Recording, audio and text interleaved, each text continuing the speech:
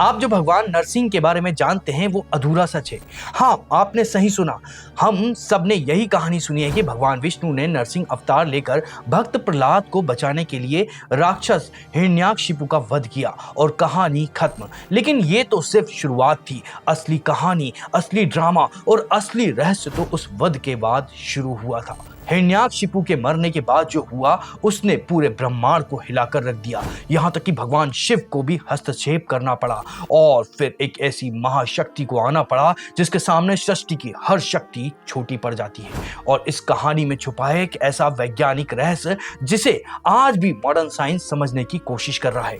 अगले कुछ मिनट आपकी आस्था और विज्ञान को देखने का नजरिया हमेशा के लिए बदल देगा। तो भगवान नरसिंह ने अपनी गोद में दहलीज पर शाम के समय अपने नाखूनों से हिरण्याकशिपु का सीना चीर दिया तो उन्होंने ब्रह्मा के हर वरदान को तोड़ दिया। न्याय हो चुका था। लेकिन जिस क्रोध की ज्वाला में उस राक्षस को खत्म किया वो शांत नहीं हुई। वो क्रोध इतना भयानक था कि भगवान नरसिंह दहाड़ रहे थे। उनकी दहाड़ से ग्रह अपनी कक्षा से बाहर निकलकर एक दूसरे से टकराने लगे थे।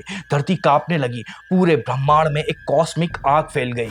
हिरण्याकशिपु का पत्थर का महल रेत की तरह बिखर गया। ये कोई साधारण गुस्सा नहीं था, ये सृष्टि को मिटा देने वाली ऊर्जा थी। सारे देवता, ब्रह्मा, इंद्र, वायु सब कांप रहे थे। उन्हें लगा कि जिस ब्रह्मांड को बचाने के लिए ये अवतार हुआ था अब वही ब्रह्मांड इस क्रोध में भस्म हो जाएगा। ब्रह्मा जी ने देवी लक्ष्मी से प्रार्थना की कि वो अपने पति को शांत करें, लेकिन नरसिंह के इस भयानक रूप को देखकर खुद देवी लक्ष्मी भी उनके पास जाने से डर गई। अब सोचिए, जब कोई रास्ता नहीं बचा तो देवताओं ने किससे मदद मांगी होगी? उन्होंने मदद मांगी महादेव से, भगवान शिव से। और यहीं से कहानी एक ऐसा मोड़ लेती है जिसके बारे में बहुत कम लोग जानते हैं। शास्त्रों में इस घटना के कई वर्णन मिलते हैं जिसमें से दो मुख्य हैं। एक कहानी के अनुसार भगवान शिव ने अपने सबसे भयानक रूप वीरभद्र को सरब का रूप लेने का आदेश दिया। सरब एक विशाल देवीय जीव था, आधा शेर आधा पक्षी। उसके हजारों पंख और पैर थे। उसने भगवान नरसिंह का ध्यान भटकाने की कोशिश की, लेकिन इससे नरसिंह का क्रोध और ज्यादा भड़क गया और वो एक और विशालकाय रूप में बदल गए जिसे गंड भैरुण कहा जाता है। दो सिर वाला एक देवीय पक्षी जिसकी शक्ति की कोई सीमा नहीं थी। अब महादेव और नारायण के दो सबसे उग्र रूपों के बीच में एक अविश्वसनीय युद्ध छिड़ गया। दोनों की लड़ाई खत्म होने का नाम ही नहीं ले रही थी। ब्रह्मांड अब सच में टूटने की कगार पर था। ये वो पल था जब दो महाशक्तियां आपस में टकरा रही थी और उन्हें रोकने वाला कोई नहीं था।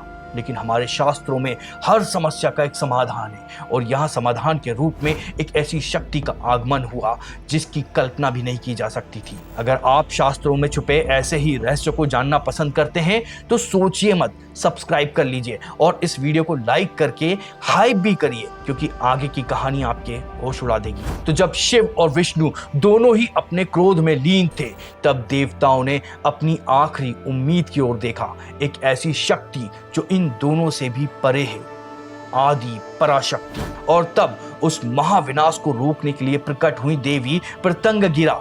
उन्हें नरसिंह ही भी कहा जाता है। 1000 सिंहों के मुख वाली, सिंह पर सवार महाशक्ति का वो रूप जिसके सामने काल भी कांपता है। उनके प्रकट होते ही उन्होंने एक ऐसी गर्जना की जिसकी गूंज से पूरा ब्रह्मांड थर्रा गया। उस एक गर्जना में इतनी शक्ति थी कि भगवान सरब और भगवान गंड भैरुण दोनों का क्रोध तुरंत शांत हो गया। उन्होंने अपने हथियार डाल दिए और अपने असली रूप शिव और विष्णु में वापस आ गए। उन्होंने उस आदि शक्ति को प्रणाम किया जिनकी शक्ति से ही पूरी सृष्टि चलती है। तो ये थी शक्ति से शक्ति को शांत करने की कहानी। लेकिन शास्त्रों में एक और उससे भी ज्यादा दिल को छू लेने वाली कहानी मिलती है। एक कहानी जो दिखाती है कि सबसे बड़ी शक्ति हथियार या क्रोध नहीं बल्कि कुछ और है। जब सारे देवता, सारी शक्तियां उस क्रोध को मतलब नरसिंह को शांत करने में नाकाम हो गई, तब ब्रह्मा जी की नजर एक छोटे से बच्चे पर पड़ी, भक्त प्रहलाद। ब्रह्मा ने प्रहलाद को आगे भेजा। वो निडर बच्चा जिसके लिए सब कुछ हुआ था अपने भगवान की तरफ बढ़ा और जैसे ही भगवान नरसिंह का क्रोध से जलती हुई आंखों ने प्रहलाद को देखा, सब कुछ बदल गया। एक पल में वो ब्रह्मांड को भस्म कर देने वाला क्रोध पिघलकर वात्सल्य बन गया, ममता बन गया। भगवान नरसिंह ने तुरंत प्रहलाद को अपनी गोद में उठा लिया, उन्हें गले लगा लिया और एक माँ की तरह उन्हें चाटने लगे। वो शक्ति जिसे कोई नहीं रोक सकता था, उसे एक भक्त के निस्वार्थ प्रेम ने एक पल में शांत कर दिया। तो शुरुआत में जो हमने सवाल उठाया था कि हिरण्याकशिपु के वध के बाद क्या हुआ, उसका जवाब एक नहीं बल्कि कई परतों में है। ब्रह्मांड विनाश के कगार पर पहुंच गया, दो महाशक्तियों का युद्ध छिड़ा जिसमें शांत करने के लिए स्वयं आदि शक्ति को आना पड़ा, और दूसरी तरफ उसी मां क्रोध को एक छोटे से बच्चे के निश्चल भक्ति ने शांत कर दिया। ये दोनों ही कहानियां हमें एक ही सत्य दिखाती हैं, भगवान नरसिंह सिर्फ विनाश के देवता नहीं बल्कि अपने भक्तों के लिए परम रक्षक भी हैं। उन्होंने प्रहलाद को आशीर्वाद दिया और उन्हें असुरों का राजा बनाया, जिसने धर्म और शांति से सालों तक राज किया। और भगवान नरसिंह उन्होंने कुछ समय तक पृथ्वी पर ही रुकने का फैसला किया। आज भी भारत में ऐसी कई जगह हैं जहां उनकी उस ऊर्जा को महसूस किया जा सकता है। आंध्र प्रदेश के अहोबिलम में माना जाता है कि यह वही जगह है जहां भगवान खंबे से प्रकट हुए थे। विशाखापट्टनम के सिंहाचल मंदिर में उनकी मूर्ति पर पूरे साल चंदन का लेप लगा रहता है ताकि उनकी उग्रता को शांत किया जा सके।